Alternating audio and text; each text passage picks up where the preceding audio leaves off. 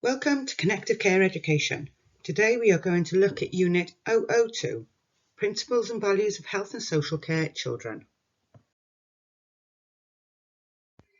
Unit 002, Outcome 9. Know how positive approaches can be used to reduce restrictive practices in social care. Positive approaches and restrictive practices. Introduction. Behaviours which challenge services always happen for a reason and might be the only way a child or young person is able to communicate. This behaviour can happen for different reasons, which are specific to the child or young person.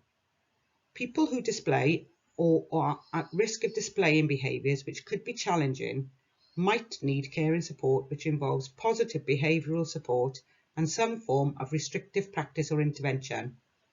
It is vitally important that it is person-centred, meets a child or young person's needs with dignity and respect, and minimises the risks to the child or young person being cared for, the individual carrying out the physical intervention. What are positive approaches? Positive approaches are based upon the principles of child-centred care. Getting to know an individual, respecting and valuing their histories and backgrounds and understanding their likes and dislikes, their skills and abilities, their preferred communication style and support structures. Understanding the impact of their environment upon them and using this to identify ways to support children and young people consistently in every aspect of the care they receive. Positive approaches involve working with a child or young person and their support systems to try to understand what someone is feeling and why they are responding in the way that they are. Where possible, undertake any required changes and intervene at an early stage to try and prevent difficult situations at all.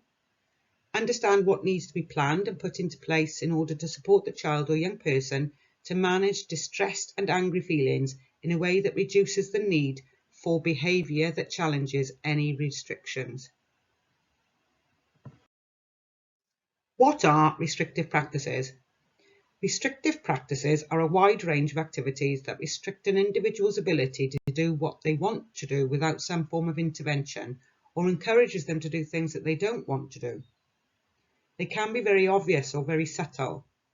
They should be understood as part of a continuum from limiting choice to reactive response to an incident or an emergency, or if an individual is going to seriously harm themselves or others. Underlying causes that may impact upon behaviour of children and young people. What influences an individual's behaviour? Think of some reasons a person may be upset or distressed which could affect their behaviour.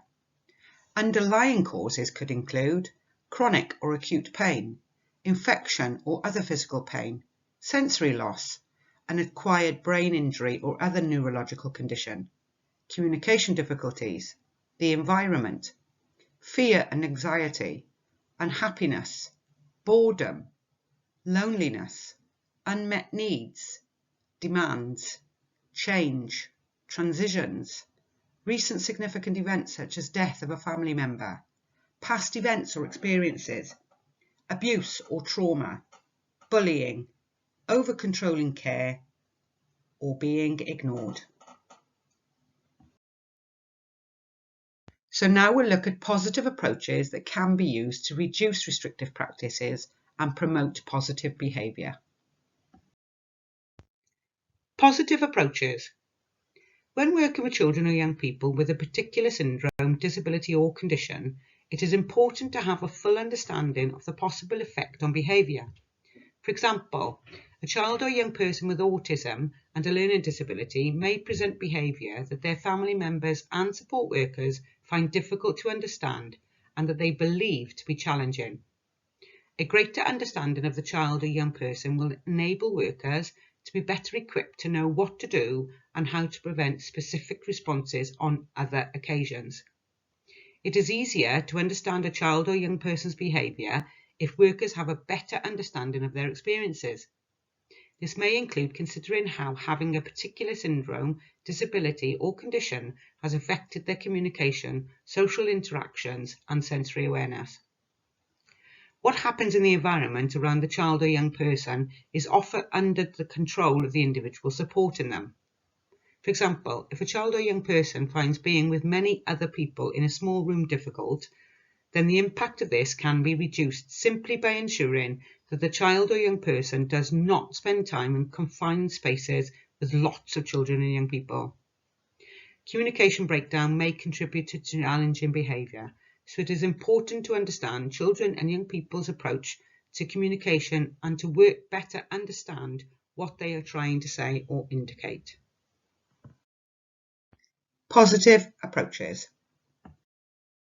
And lastly, please pause the video here and complete worksheet Learning Outcome 9, Worksheet 1, Positive Approaches.